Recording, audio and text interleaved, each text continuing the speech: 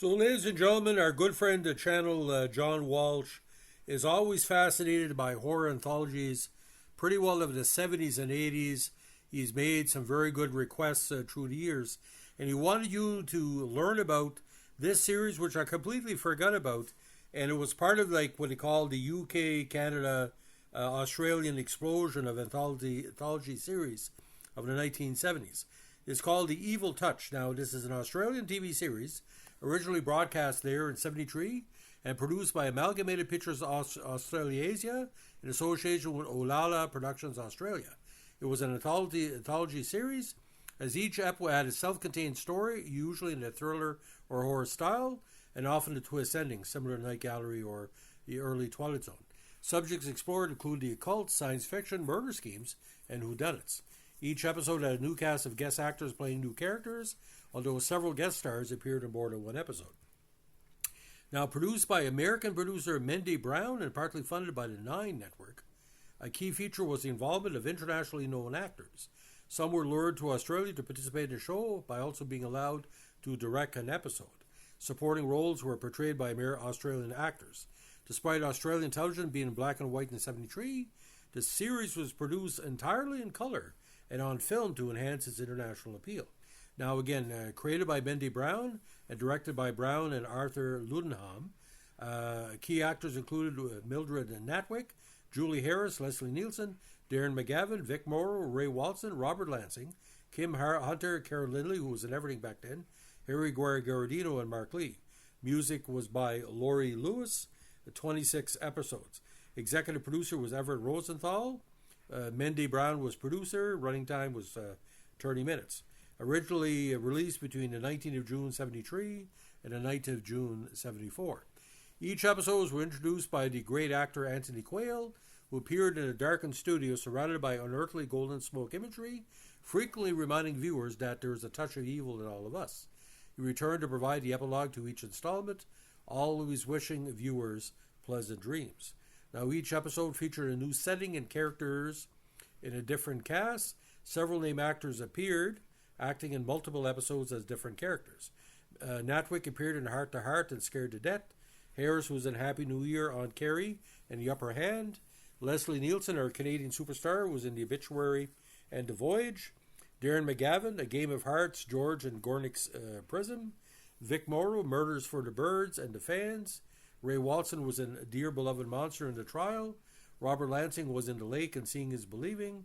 Kim Hunter of Planet of the Apes fame was in Dr. McDermott's New Patient and Wings of Death.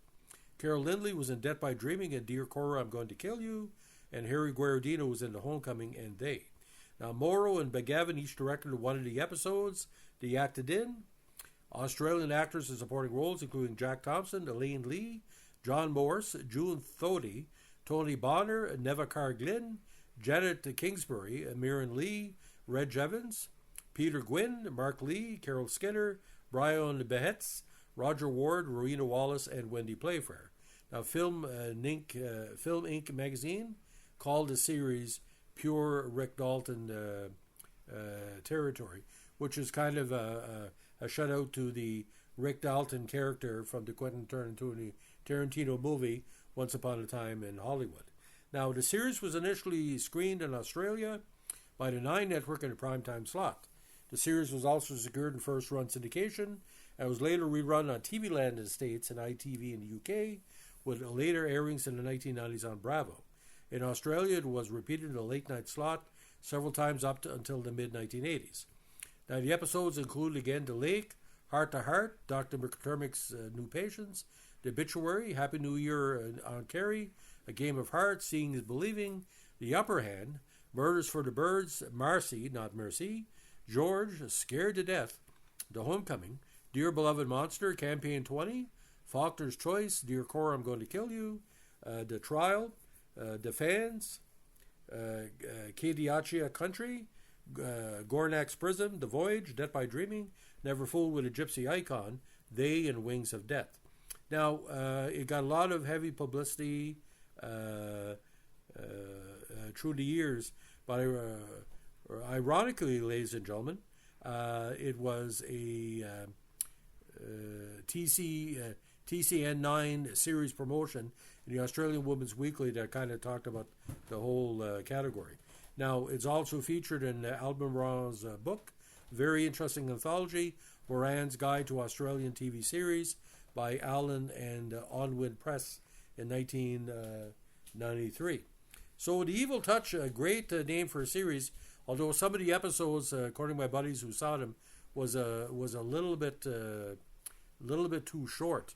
It could have ran, as we say, a lot more in certain categories. So, ladies and gentlemen, I don't know how many people have a bootleg of this, but it's ironical, ladies and gentlemen, this was the Jose with Quail. This is what he said at the end of every episode. It was a good finisher. And so until we meet next, this is Anthony Quayle reminding you that there is a touch of evil in all of us.